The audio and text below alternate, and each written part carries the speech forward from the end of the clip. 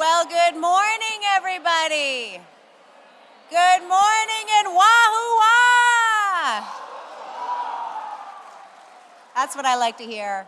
I just have to say, watching that procession on the lawn, getting to see all of you here today, it doesn't get much better than this, does it? Am I right? Am I right?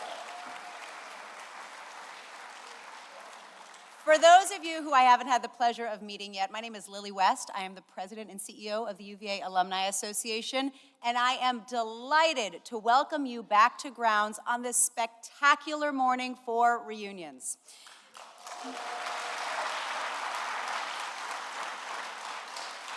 This weekend, we are celebrating milestone reunions for the classes of, and I'm going to give you a second to get your applause ready.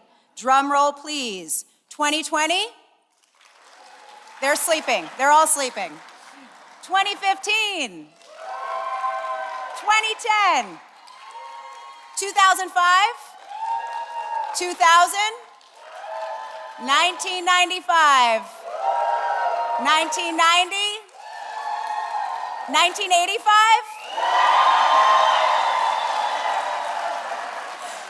1980, you gotta beat that.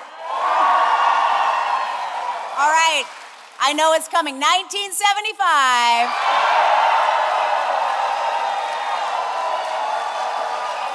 Yeah! And not to be outdone, the class of 1970. There are some here. There are some here.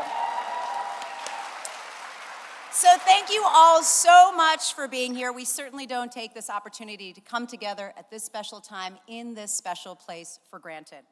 You know, this is a unique year for reunions, and it is for many of your classes. As you may know, this weekend marks the return to a single weekend reunions program for the first time since 2015.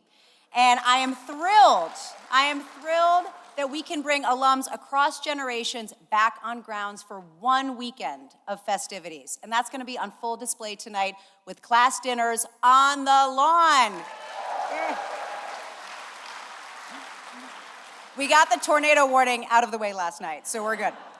Coming together this year, of course, feels especially meaningful because reunions in 2020 were canceled because of COVID, obviously. And, you know, yes, boo, we can all boo to that. You know, what's more, for members of the class of 2020 who are currently celebrating their 5th reunion, they graduated during the pandemic and had a somewhat unceremonious and abrupt end to their student experience on grounds. And additionally, to the classes of 2015 who are currently celebrating their 10th reunion, you know, they missed their 5th reunion for the same reason. But this year, I have good news, folks. We are making it right. To the members of the classes of 2020 and 2015, especially those who are here today, welcome. Welcome to the wonderful tradition that is reunions. We hope you come back every time. And to the class of 2020 especially, it was so special to watch some of you process down the lawn this morning, and I hope it was just as special for you as it was for us who got to watch. So huge round of applause to those two classes again.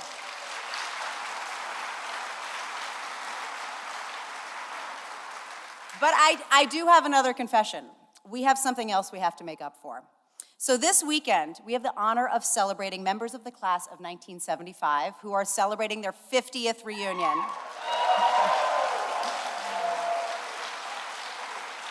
And what those of you who are not in the class of 1975 may not know is that they also didn't get the chance to walk the lawn during their graduation because of extreme weather. So, to the class of 75, I am thrilled some of you got to get a redo this morning. And congratulations on reaching this tremendous milestone. Thank you for your enduring commitment to this university. And we are honored to welcome you to the Thomas Jefferson Society, which is made up of alums who graduated 50 years or more ago. So congratulations to all of you.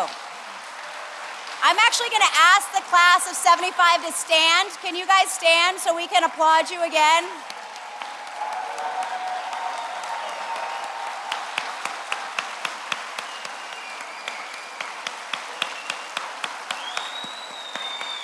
Woo-hoo!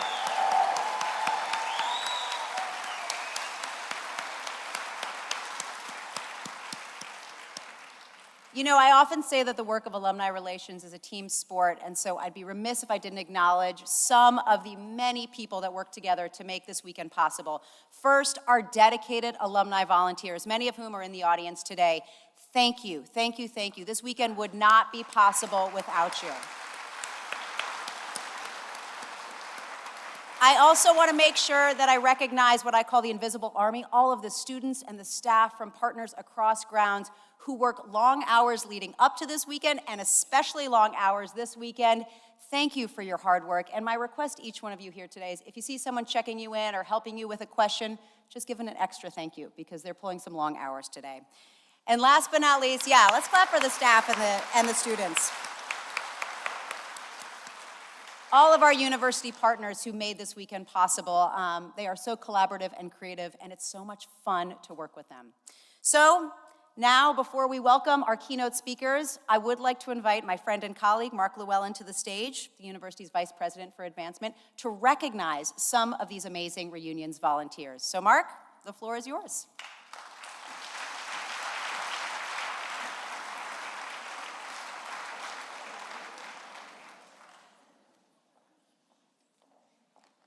Good morning. Okay, I know it was a late night, a little better than that. Good morning. There we go. Before we get started, Lily was nice enough to thank a lot of people, but I think we need to really give a shout out to Lily West. Lily's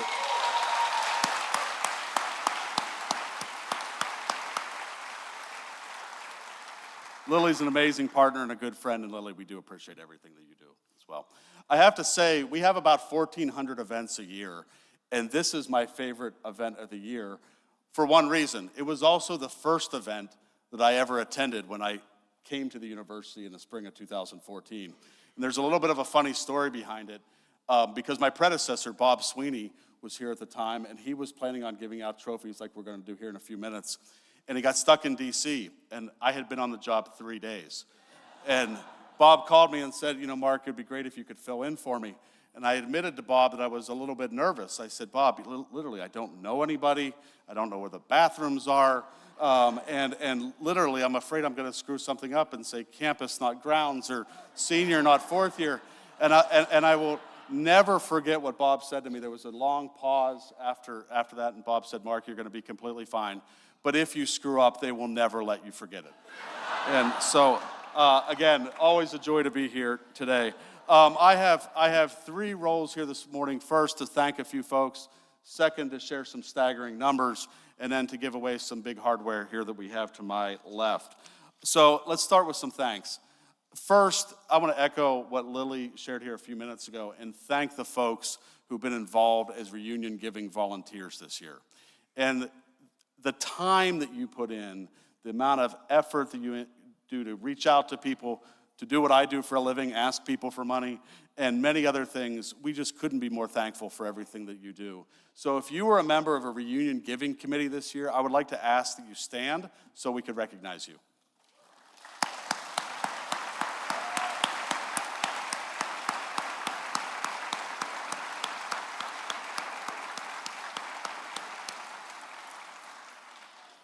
The second thanks I want to provide, or a point of appreciation, is a data point that we have never shared publicly yet with anyone that we'd like to share here this morning. And it relates to a group of alums who aren't here today.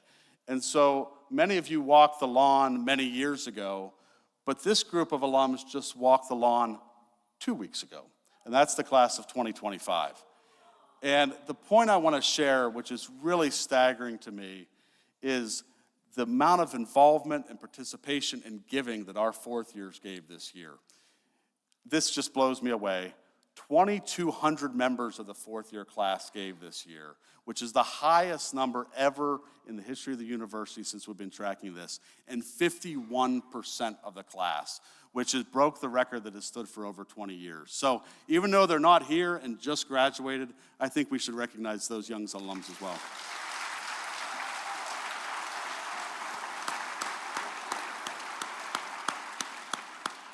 And my final thanks before we move on to some numbers, here in a couple minutes, President Ryan is going to stand up here on stage, and if I know my boss and friend well, he will give a lot of thanks to a lot of people. But as we all know, this is a pretty complicated time in higher education, and I think the president deserves our thanks for his leadership.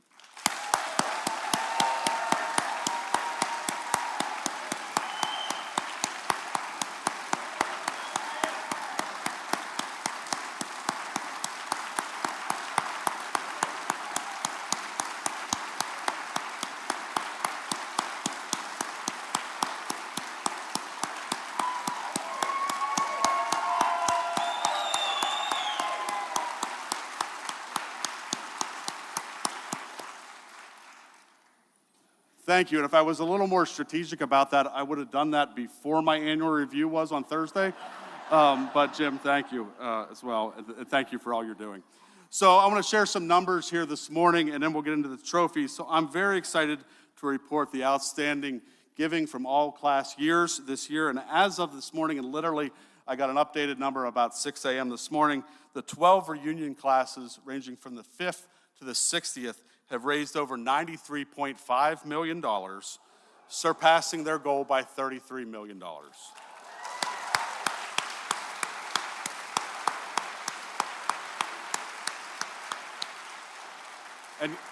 And collectively, since your last reunion, all those same classes have given a total of $268 million over the last 5 years.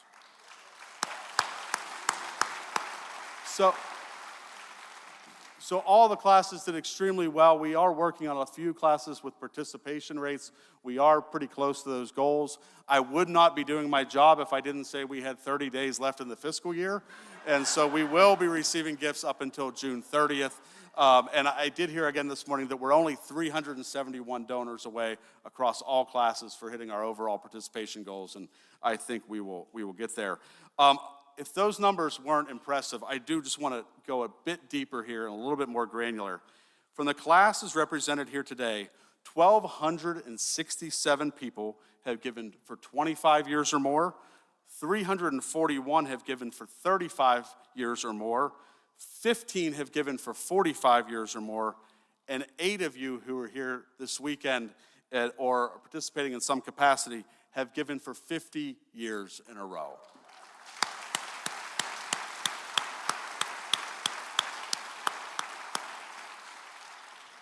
But beyond the numbers, I mean, these are impressive numbers, but we need to take a step back and think about the impact that your generosity is making across the grounds. Every undergraduate and graduate school has had support through the reunion class giving, the Alumni Association, athletics, our research department, and the list goes on and on. Some of you have given to Pan University initiatives regarding scholarships or faculty support, or the Cavalier Fund, which have been matched and leveraged and amplified by the university. And when you think about this, and you think about the first generation student who now can come to Virginia because of you, or the faculty member who was concerned about their research funding, now having funding, or you think about the new data science school or athletics, you are making our university better, and we're deeply grateful and thankful for all that you do. So now it's time to jump into some trophies. And I'm going to give out 2 trophies here this morning. One is for the class with the highest giving, and the other is for the highest participation rate. We also have a new trophy today called the Wahoo Wah Cup, which will go to the class that has contributed the most dollars since their last reunion. This is something new that we decided to do to show the full totality of your generosity. So we'll be giving those 3 trophies this morning. So starting first, I get to announce we do have a bit of a split decision here between some classes. And the first one I'll talk about is the class participation trophy, and that goes to the class who had 31% participation in giving from their classmates, and it's a group celebrating a very special reunion this year, the class of 1975.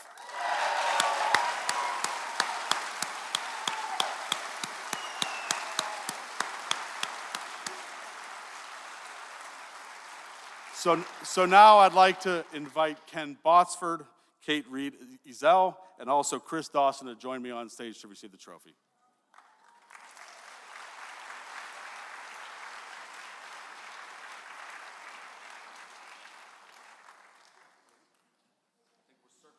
Okay, we're in the front. Okay.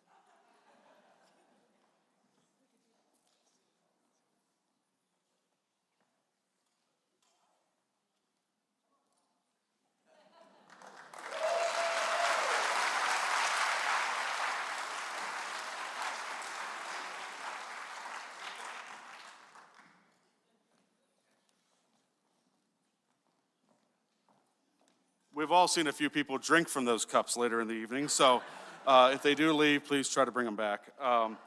The next trophy goes to a class who's been extremely generous. And since your last reunion, this class has given $60 million to the university. And in this year alone, has given almost $31 million. And this is the largest amount ever raised for a 40th reunion. So winning the trophies for both the highest reunion giving and also the Wahoo Walk-Up is the class of 1985.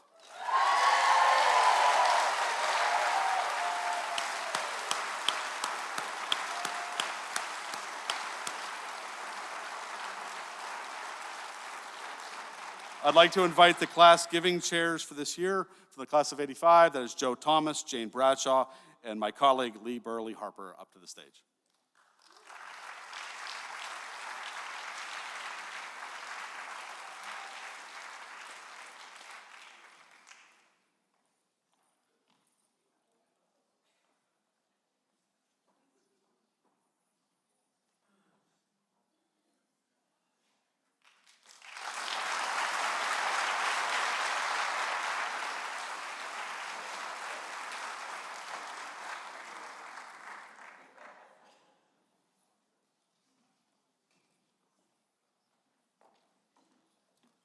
So in closing, I just want to again say a very big thank you to each and every one of you for all that you're doing for our university. The Reunions program continues to thrive at the university because of each one of you, and we just couldn't be more thankful enough. So enjoy the weekend, have fun, pace yourself, remember you're not 20, and have a great weekend. Thank you very much.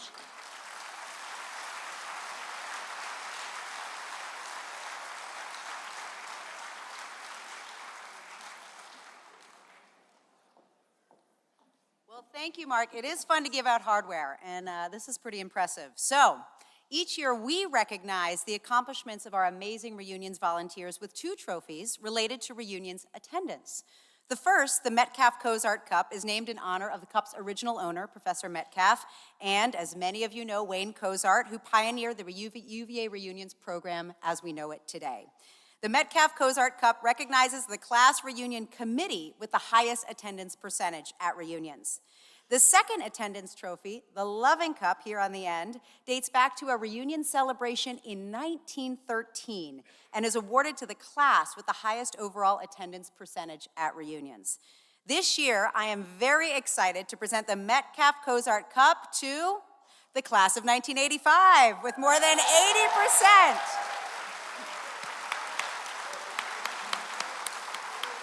More than 80% of their committee members in attendance this weekend. So I'd like to ask the class of 85 steering committee members, Jane Bradshaw, Teresa Lynch, and Kim Jackson, to join me on stage to get another trophy. So come on up.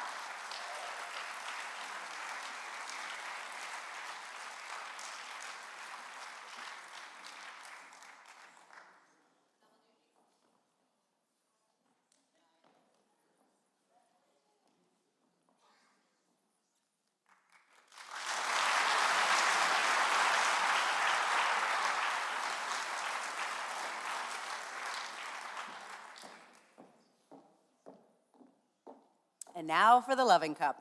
I am excited to present the Loving Cup to, I'm getting ready, the class of 1975. With more than 10% of the entire class registered. So I'd like to ask steering committee member from 1975, Hugh Riley, to come up on stage to get the biggest trophy today.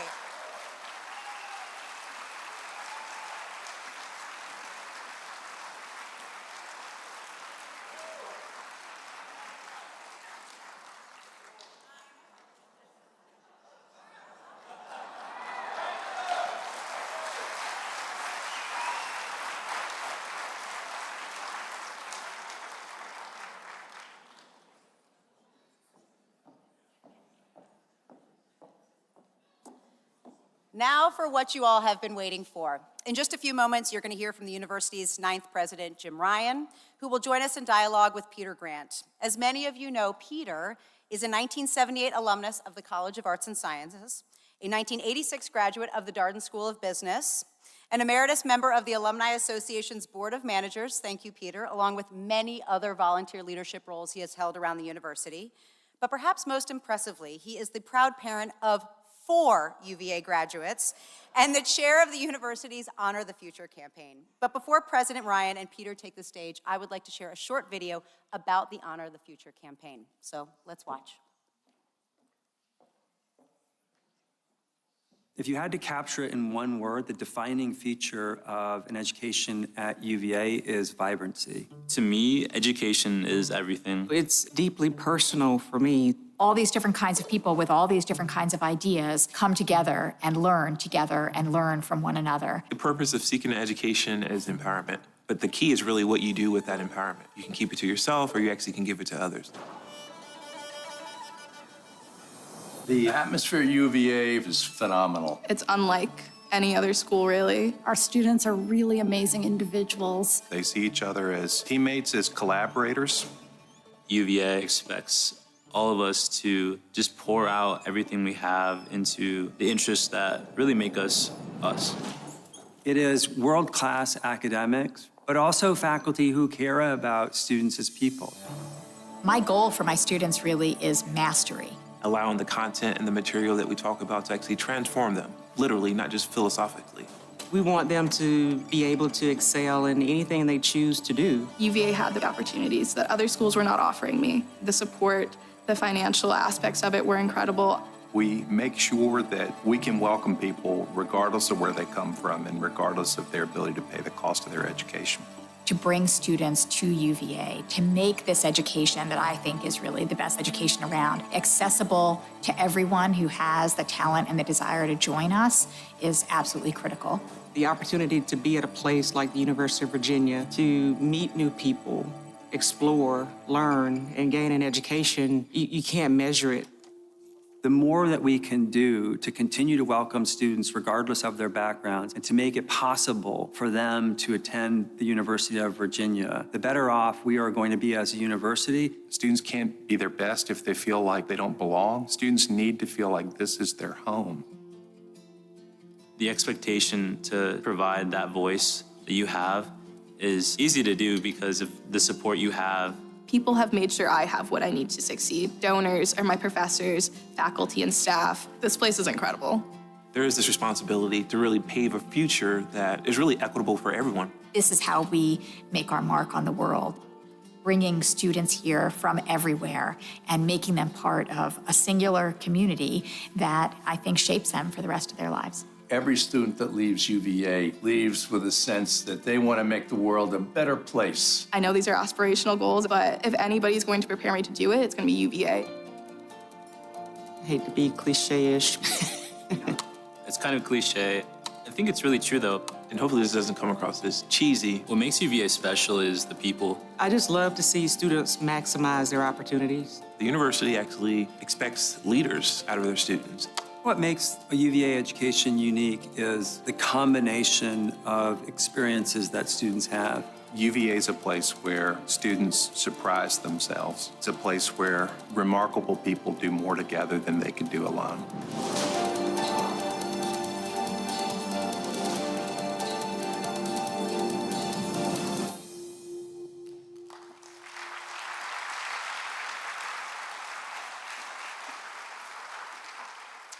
Congratulations again to all of you on these milestone reunions. It's a joy and a privilege to celebrate with you. And thank you. Thank you for supporting our university. Thank you for supporting this incredible work. Thank you for supporting President Ryan, the Honor the Future campaign, and ultimately our journey to being the best version of ourselves, to being great and good. It is now my great honor to introduce President Ryan to the stage.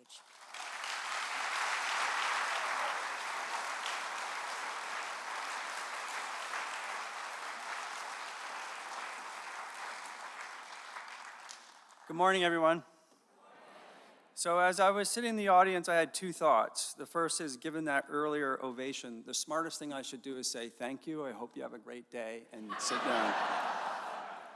down. The second is, I realized that if I want to get a reaction from the crowd, I need to say one of two things. 1975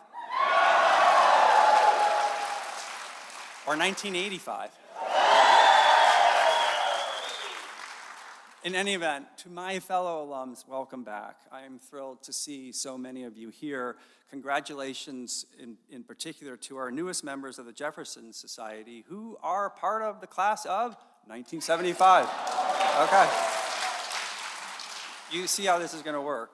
I also want to echo the thanks to all who made today possible, including Lily West and her team at the Alumni Association, Mark Llewellyn and his advancement team, our Office of Major Events, and Cecil Banks in particular, and all of you for being here. I think everyone I've mentioned deserves a round of applause.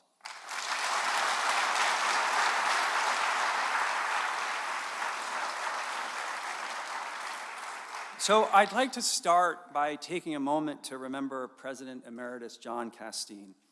I imagine, yeah, it's worth applauding.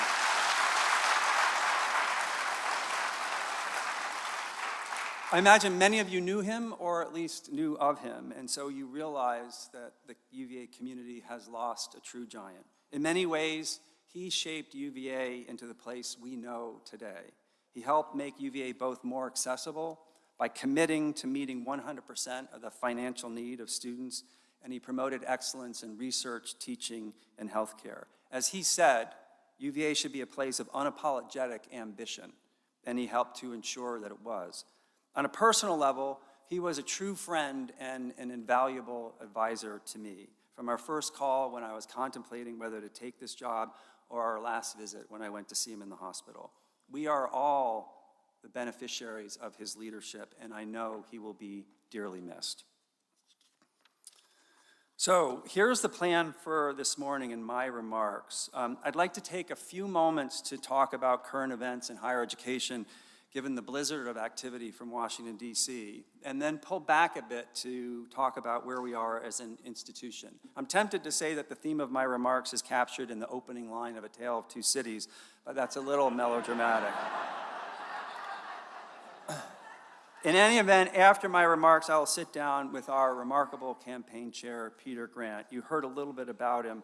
I will say that even among our alumni, who I think are the most engaged and committed of any alumni of any university, Peter's service to UVA stands out. But perhaps most importantly, he is the kind of person you're grateful to call a friend, and I'm looking forward to our conversation. But Peter deserves an enormous round of applause.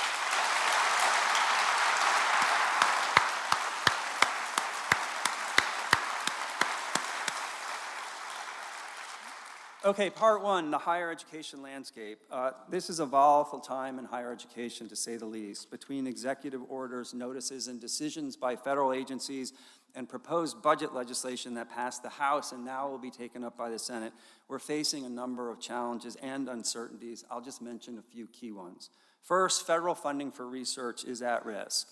As of May 30th, the university had 41 grants terminated, totaling an amount of $85 million. To put this in context, our faculty collectively secure hundreds of grants every year, and the overall external research funding that we have currently is over $1 billion.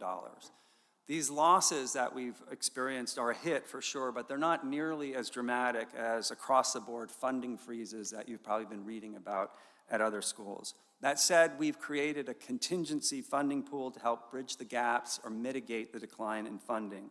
What research funding will look like going forward is a little hard to answer at the moment, but I guarantee you that the current approach and current formula won't be the same. And we're involved in conversations about trying to shape what the future of federal research funding will look like. With respect to international students, earlier this week, the U.S. State Department instructed all of its visa issuing posts to pause scheduling new appointments for student visa applicants as it develops new guidance. The department indicated the pause would likely be just for a few days. Of our 1,000 incoming international students, about half already have their visas or have an appointment for a visa. The remainder are in various stages of the process, and we're working closely with them and with schools to support them and to develop contingency plans. I'm optimistic that this will work out.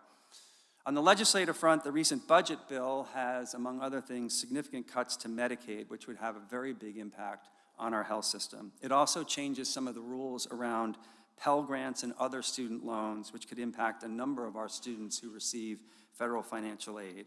It's hard to say at this point what the outcome is going to be after the Senate gets involved. I will say one bright spot for public universities, including UVA, is that we are not included in the proposed endowment tax.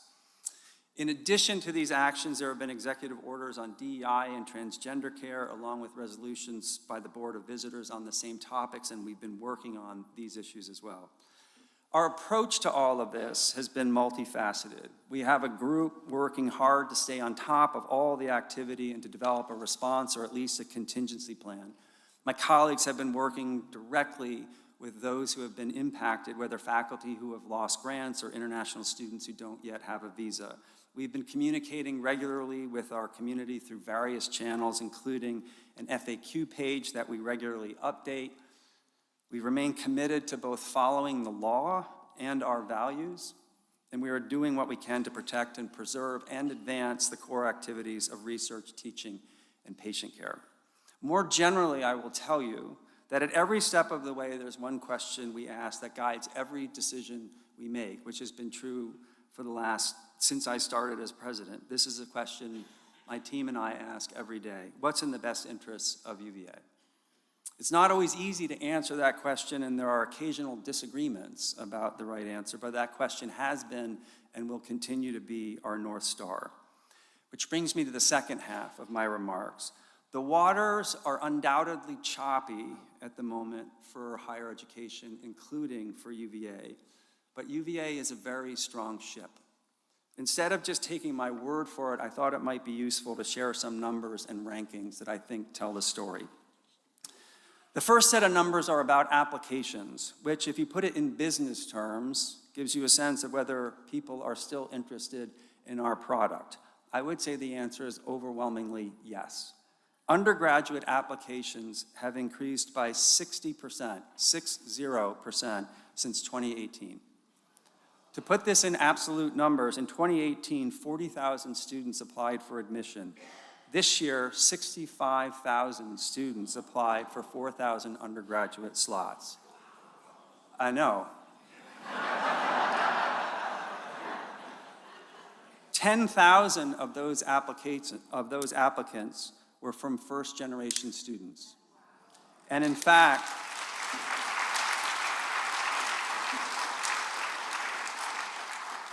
our applications from first-generation students have increased by 75% over just the last 4 years. We have been named the #1 public school for financial aid for 4 years in a row, which is a legacy of John Castine.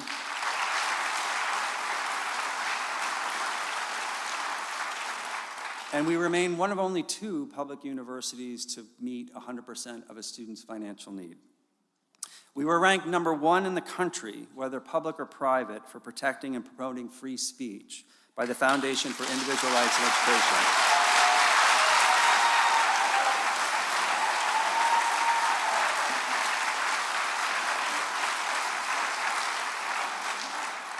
We have the best 4-year graduation rate of any public university at 94%.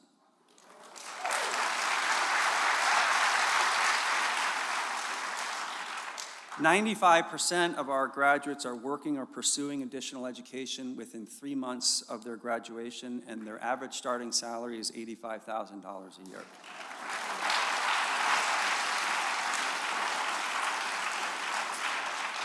Our law and business schools are the #1 ranked public schools in their category, and the law school is ranked 4th overall among publics and privates. The School of Education and Human Development is ranked 6th in the country among all publics and privates. Overall, we are ranked as the 4th best public university and the 3rd best value among public universities, and I don't know about you, but I'd like to be 1st in both of those categories. Time magazine recently ranked UVA as 3rd among public universities in producing future leaders, up 1 spot from 4th last year. We have the #1 ranked children's hospital in Virginia. We received $500 million in external research funding for the first time ever last year, and we ranked 1st in student health services.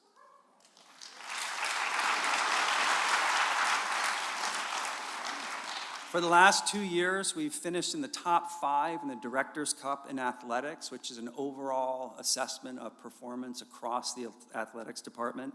And in case anyone's counting, we have now won a total of 35 national championships, including, and this is incredible, 5 in a row for the women's swimming and diving teams.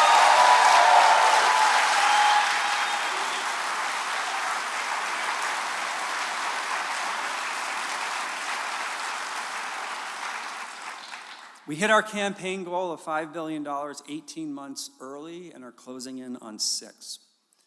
In addition, we've had 250,000 individual donors to the campaign. To give you a sense of that number, there are 275,000 living alums. So the participation rate has been extraordinary. And as Mark mentioned, and this is really heartening to me, we broke the record for participation rates for the graduating class. The college at Wise, and if you don't know about it, you should learn more about it because it's an amazing place, is thriving. Enrollment there has increased dramatically in the last 3 years, and their endowment is one of the strongest for small public liberal arts colleges. The School of Continuing and Professional Studies, which also I think is worth paying attention to, especially in these days when people are switching careers, I think it's in the strongest shape it's ever been, and it's educating thousands of non-traditional part-time students. We also opened up a campus this fall in Fairfax, which is doing the same. Beyond the numbers, I think it's important to know that there are still an abundance of moments of joy on grounds. From convocation to rotunda sing, to snowball fights on the lawn, trick-or-treating on the lawn, lighting of the lawn, streaking of the lawn. That still happens. To final exercises and reunions. For all of the swirl and change in higher education, the core of this place, the lifelong relationships and friendships that are formed among and between students and faculty, the excellent teaching and mentoring, research and patient care, student self-governance, the athletes and the researchers who push the boundaries of human possibility, these remain as strong as ever, and they remain the heart of this place. I share all this not only because this is a tumultuous and uncertain time in higher education, but it's also a time when trust in higher education is at a low point. It's a moment when top universities are being criticized for being elitist, too costly, or inaccessible, and as institutions that don't care enough about free speech or the diversity of views. Contrary to those criticisms, when I look at the numbers I just shared and all that's happening at UVA, to me, it adds up to a university that is both excellent and accessible, and one that is serving not simply traditional students, but older and part-time students. Serving students from Northern Virginia to far Southwest Virginia, both in Charlottesville and in Wise, as well as students from all over the country and all over the world. I see a university that protects and promotes free speech, a university that is both good to be at and good to be from. A university where faculty are strong researchers, but also preparing students to lead. And a university that continues to attract the interest of more and more families and their children, and continues to earn the support of alumni, parents, and friends. We are not perfect, and there is plenty of room for improvement for sure. This is not a time to rest on our laurels by any means. We are also not completely insulated by the world outside of Charlottesville, and there may be difficult choices and decisions to make ahead. But make no mistake, this is a remarkable institution and one worth protecting. And it is an institution that has not just endured over the last several years, it has thrived. That we've been able to do so is because of the work of so many talented students, faculty, staff, and alumni. I'll let you in on a little secret. Presidents don't actually do anything. It's these people who make this place what it is. This is a community like no other I have ever seen or experienced, and I remain as honored as ever to be a part of it. We will not always agree on the path forward, which is what you would and should expect in a large, passionate, and fiercely intelligent community that at its best feels like one large, raucous family. But if we continue to dedicate ourselves in good faith to this place and to this community, I firmly believe that there is no challenge too great to overcome and no goal too ambitious to achieve. For all of you in the audience who have given your time and energy to UVA as students and current alumni, you have my deepest thanks, and I hope you have a wonderful weekend reconnecting with friends and remembering what you love about UVA. Thank you very much.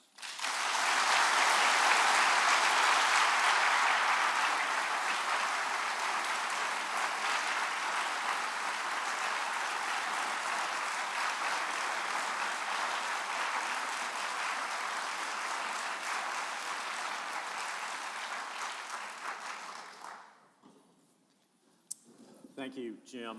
Let me join the chorus of welcomes and thank you for being here this weekend. We've had the occasion traveling around the country to see many of you in your home locations and conducting a format like this, which has worked well. We hope it will again this morning. You were offered the opportunity to submit questions. Jim has preemptively addressed some of those questions, so I'm going to try and cluster around some of where those questions came from in their line of thinking. Jim, I might ask in the, and by the way, thank you for sending in the questions you did. I might ask, since you referenced John Castine, because of his tenure, he would have overlapped with a fairly significant swath of this group. And even as admissions director from 1975 to 82, may have admitted a lot of people in this room.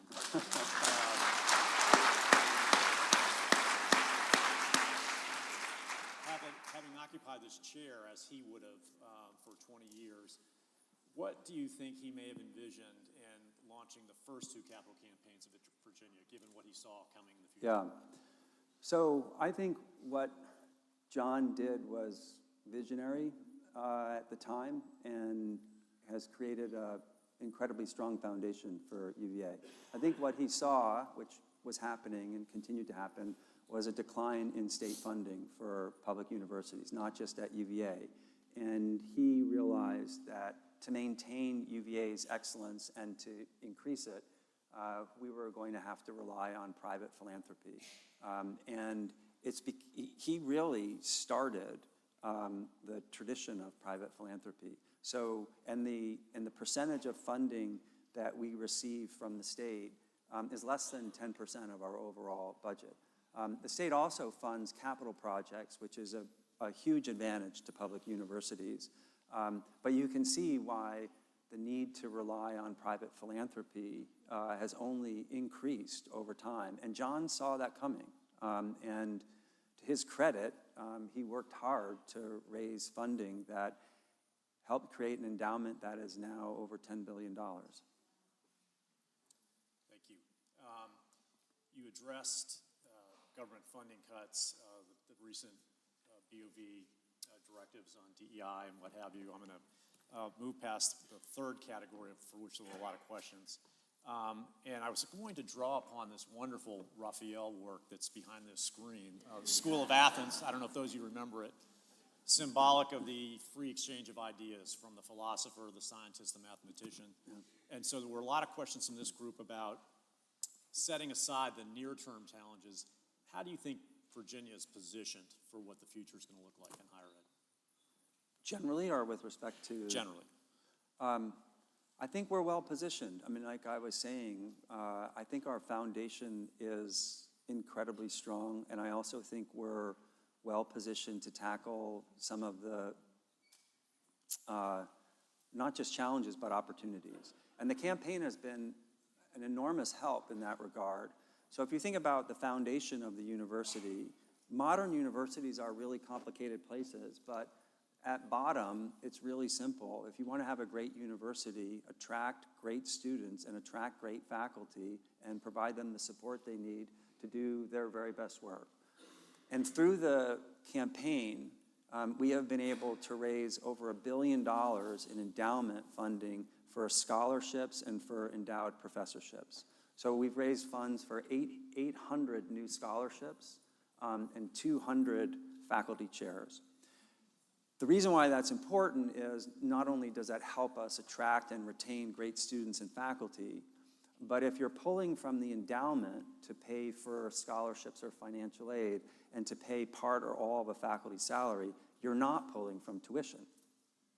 And so it's not only a way to get great people here, it's a way to reduce the pressure on raising tuition. A lot of times people ask, why don't you just rely on the endowment to lower tuition? And I say, we do, and this is the way that we do it, through relying on the endowment for scholarships and for faculty chairs. At the same time, the campaign has enabled us to create things like the School of Data Science, which is putting us on the leading edge of an increasingly important field. AI is a part of data science. It's also enabled us to break ground on the Manning Institute for Biotechnology, which is going to be a 350,000 square foot translational research facility focused on curing or mitigating diseases that have been beyond reach. So when you think about both the foundation and where we are positioned to tackle the new challenges that are on the horizon and the new opportunities on the horizon, I feel really optimistic. Thank you. Turning to questions about student life that many of you submitted. You referenced the 65,000 applications. You spend a lot of time with students in different forums. What do they share with you as to why they chose Virginia? A lot of them mentioned Peter Grant.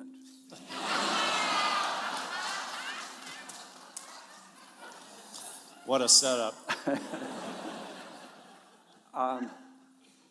So it's interesting, and I ask students that all the time, and I think they're drawn to the fact that UVA is a both-and kind of place.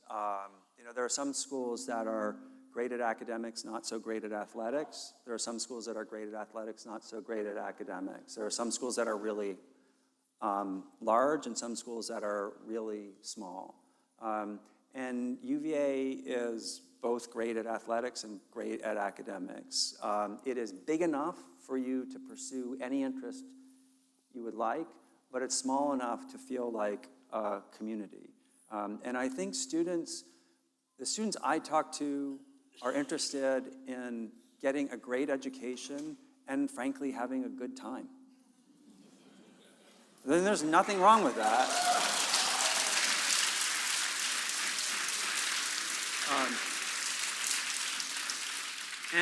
And I don't think that's a given anymore on every college campus. And I always tell parents that they should be really happy in terms of the balance between having fun and working hard. I know this because Cars Hill, the president's house, is surrounded by 7 fraternities, which are pretty active on Thursday, Friday, and Saturday night. But they're dead quiet on Sunday, Monday, Tuesday, and Wednesday. And I say, that's a pretty healthy ratio.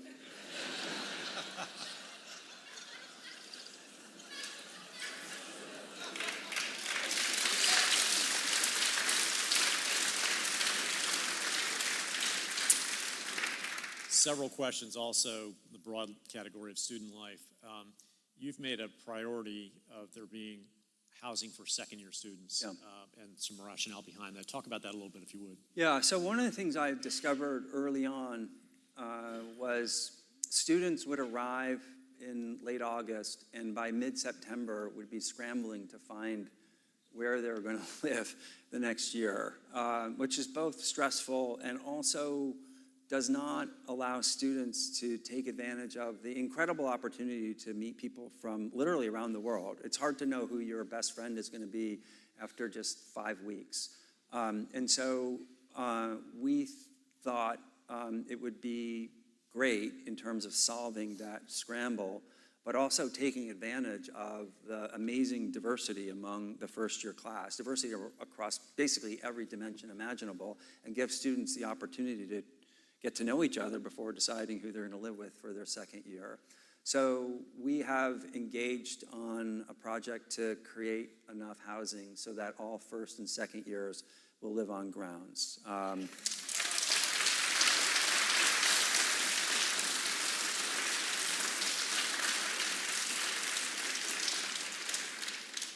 It'll take a little while because we don't want to eliminate all housing for third and fourth year students.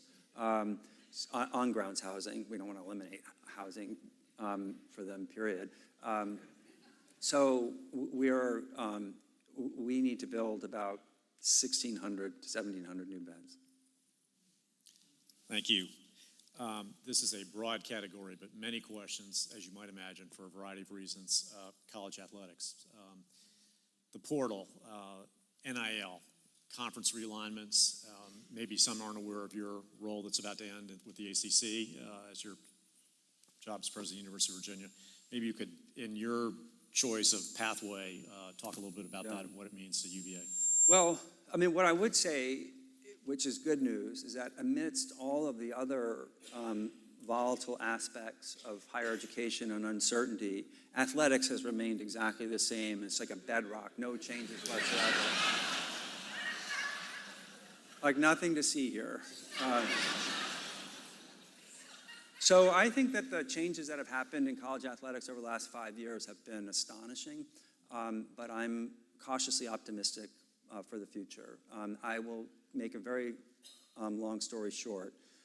The combination of NIL and the transfer portal has created a great deal of instability in college athletics. And right now, NIL is not really regulated, and it's sort of the Wild West. There is a settlement in a series of antitrust lawsuits that is about to go into effect that will allow for revenue sharing. So some of the funds that UVA and other schools get can be shared with the players who are generating those funds, primarily football and basketball players. It also tries to put guardrails on NIL. NIL is name, image, and likeness. And the basic idea behind it is that if you're a student athlete, you should be able to capitalize on your name, image, and likeness. It has turned into more or less pay for play.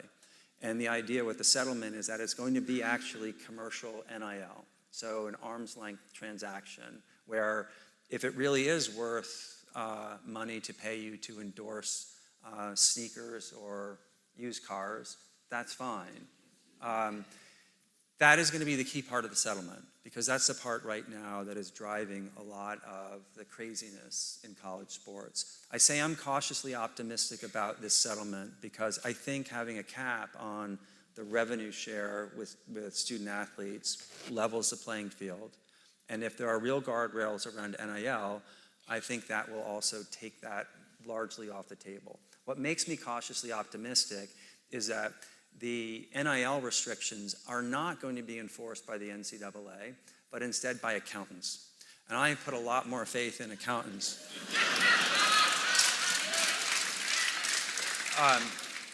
But we shall see. But it has been a wild ride. So Peter mentioned I was chair of the ACC board. The ACC board consists of all the presidents and chancellors of the ACC schools. And it's not it's one of those things that you get appointed to that if you leave to go to the men's room at one point in the meeting, you come back. But during those 2 years, we added SMU, Stanford, and Berkeley. That was in my first 3 weeks on the job. And of course, we added Stanford and Berkeley because nothing says Atlantic Coast like Stanford and Berkeley. So even though it's obvious why we did it, the other reason was Clemson and Florida State were making noise about trying to leave the conference. And there is strength in numbers. So if they had left the conference and we did not have Berkeley, Stanford, and SMU, there's a chance that the ACC would have imploded. It would have gone the way of what was the Pac-12, then the Pac-10, and now I think is the Pac-2. So that was one piece of it. We also in the process changed how we distribute the funds, and so some of the funds will go based on success on the field or on the court. Then we had to deal with the whole litigation that I was just talking about in the settlement, which is a huge case and incredibly complicated. And then we had to deal with a lawsuit brought by Clemson and Florida State to try to exit the conference, and we have settled that. So I would say that there is stability within the ACC. and there hasn't been for a couple of years, and that's very good news because I think the ACC is where we want to be in terms of its combination of academics and athletics. I also think that it's possible that the dust will settle a little bit and the rules of the road will be clearer and more clearly enforced. And if that happens, I think UVA can compete in this new world. I absolutely do. I think that we have incredible coaches and incredible players. Just in case there weren't enough volatility outside of UVA, Tony Bennett stepping down in October was a blow for sure. He's had an amazing run, and I give him an enormous amount of credit for what he's done for the UVA basketball team.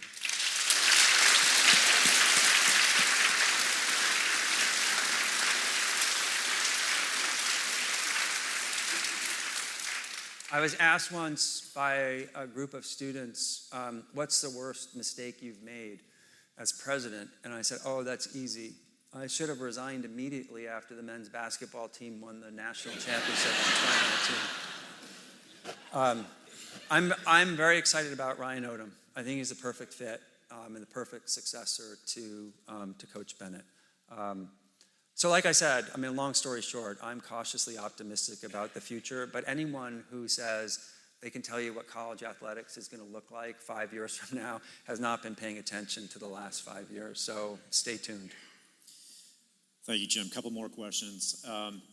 Some of our audience noticed some video of you at football practice and want to know if they can count on that again this fall as this football season kicks off. Yeah.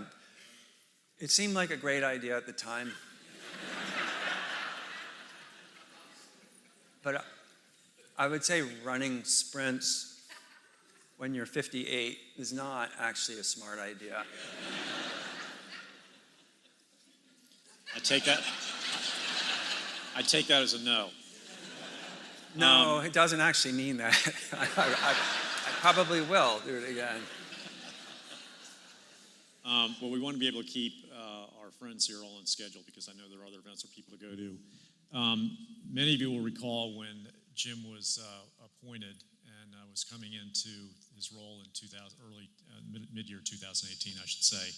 There was a fair amount of acclaim and recognition for his book that was out, Wait, What? Many of you may have purchased and read that. There were a couple of people who wanted to know what might be the title of your next book. Okay, that's totally easy. WTF.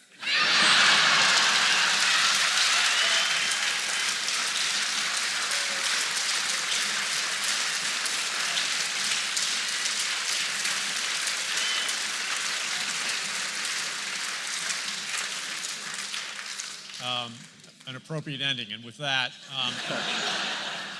I want to thank all of you for being here. I hope you enjoy your weekend.